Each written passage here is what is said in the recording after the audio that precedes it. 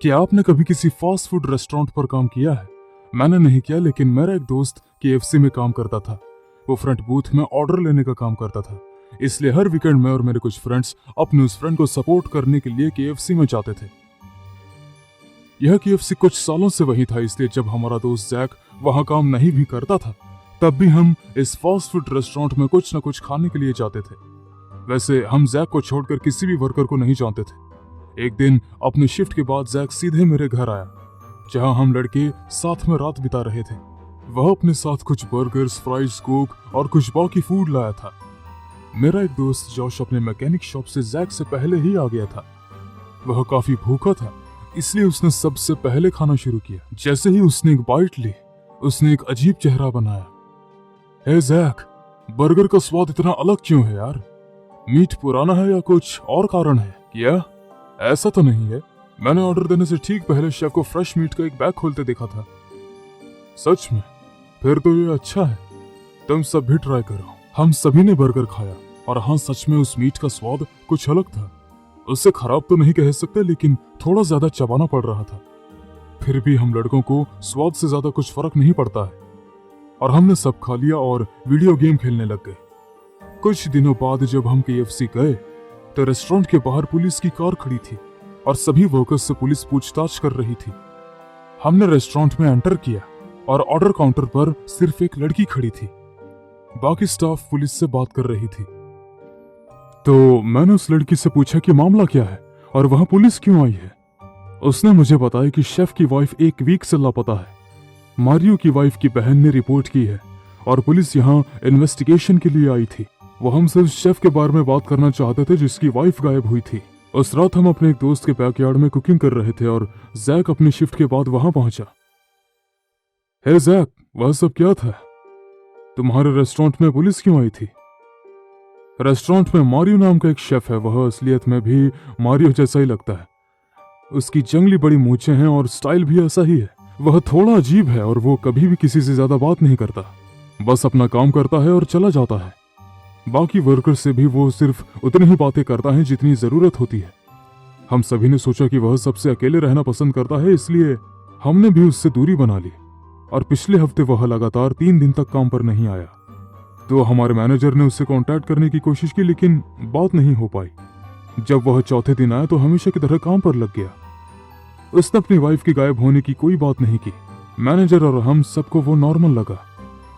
और आज जब एक पूरी टास्क फोर्स हमारे रेस्टोरेंट पर मारियो के बारे में पूछताछ कर रही थी, तो पता लगा कि मारियो की वाइफ उसी समय गायब हो गई है जब मारियो काम पर नहीं आया था। गायब होने के पीछे मारियो का हाथ होने का शक था। उसकी वाइफ के साथ क्या हुआ क्या नहीं, ये तो कोई नहीं जानता। पुलिस ने भी हमें ज्यादा कुछ नहीं बताया, बस हमसे मारियो और उसके बिहेवियर के बारे में पूछा। हमने उन्हें वही बताया जो हम जानते थे। और अगर कोई मुझसे पूछे तो मुझे लगता है कि उसकी वाइफ शायद उसे छोड़कर चली गई होगी। मेरा मतलब है कि उस इंसान को देखो, कितना बोरिंग और कितना अजीब है। भला उससे कौन शादी करना चाहेगा? हम सभी ने इस मारियो को लेकर कुछ मजाक किए और बातें कर रहे थे। अचानक बर्गर खाते हुए जैक ने जॉश से कहा, अरे यार, उस दिन तुम्हें बताना भूल गया था। जब तुमने बर्गर के टेस्ट के बारे में कमेंट की थी, पता चला कि कुछ और कस्टमर्स ने भी मीट के टेस्ट के बारे में कंप्लेंट किया था। शायद कंपनी ने जो मीट भेजा था वह मीट उतना अच्छा नहीं था। फिर भी मैंने सोचा कि तुम्हें बता दूं। हाँ, कोई प्रॉब्लम नहीं है। यह पहली बार नहीं है कि जब मैंने किसी खराब मीट को खाया हो, जॉश ने हंसते हुए कहा। कुछ वीक के बाद मेरे एक फ्रेंड ने हमारे व्हाट्सएप ग्रुप पर एक न्यूज आर्टिकल भेजा। वो आर्टिकल एक लापता औरत के बारे में था जिसकी हड्डियां लोकल KFC के पास एक डस्टबिन में मिली थी। अब इस आर्टिकल में किसी का भी नाम या डिटेल्स नहीं थी। यह सिर्फ एक बड़ा सा आर्टिकल था कि एक औरत की हड्डियां 1 महीने से ज्यादा समय से गायब कैसे हो सकती हैं। मुझे नहीं पता क्यों, लेकिन मुझे एक शक था।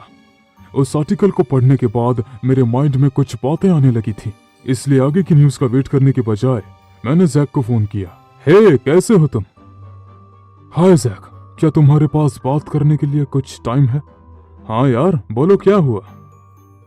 याद है तुमने हमें एक अजीब शेफ मारियो के बारे में बताया था जिसकी वाइफ उस दिन गायब हुई थी? हाँ, मुझे याद है। जैक की आवाज अचानक चिंता से भर गई, जैसे कि वह कोई बड़ी बात मुझसे छुपाने की कोशिश कर रहा था। या बताना तो चाहता था लेकिन बता नहीं पा रहा था, लेकिन मैंने अपनी पूछताछ जारी रखी। तुमने हमारे व्हाट्सएप ग्रुप पर गुमशुदा औरत की हड्डियों के बारे में न्यूज आर्टिकल देखा है ना? क्या तुम इसके बारे में कुछ जानते हो? उसने लाइन की दूसरी तरफ एक लंबी सांस छोड़ी।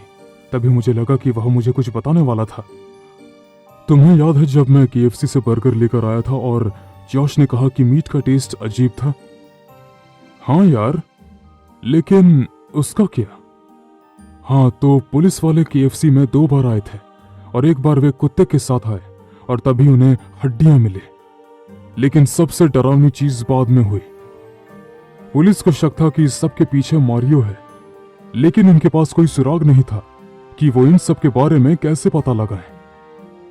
असल में मारियो और उसकी वाइफ के बीच में एक बड़ी लड़ाई हुई थी और उसने उसे छोड़ने की धमकी दी। मारियो को ये सब बात सहन नहीं हुई और उसे गुस्सा आया और उसने अपनी वाइफ पर 38 बार चाकू से वार किया। उसने उसके शरीर के टुकड़े टुकड़े कर दिए, सभी हड्डियां अलग कर दी और उन्हें रैप कर दिया। तभी मारियो ने 3 दिन की छुट्टी ली थी। उसने अपनी वाइफ के शरीर के फ्रीज किए हुए बैग्स को हमारे मीट के फ्रीजर में रख दिया और फिर उस बर्गर बनाने वाले उस मीट को यूज किया। इसी वजह से जॉश मीट के टेस्ट के बारे में कंप्लेंट कर रहा था। हाँ, और सिर्फ उसने ही नहीं, लगभग 100 से ज्यादा लोगों ने उस औरत को यह सोचकर खा लिया कि वो उनकी रेगुलर बर्गर पैटी है। इससे घटिया क्या होगा? अब पुलिस ने इस इंफॉर्मेशन को पब्लिक नहीं किया है ताकि लोग डरे नहीं, लेकिन स्टाफ को इसके बारे में पता है। इसके बाद पुलिस ने हमें यह देखने के लिए कहा था कि क्या मारियो की वाइफ के मीट के बैग और भी हैं या नहीं, लेकिन नहीं थे। प्लीज किसी को भी मत बताना, खासकर जॉश को। हम चाहते हैं कि कम से कम लोगों को इसके बारे में पता चले ताकि लोगों में दहशत ना फैले। हाँ यार, ठीक है।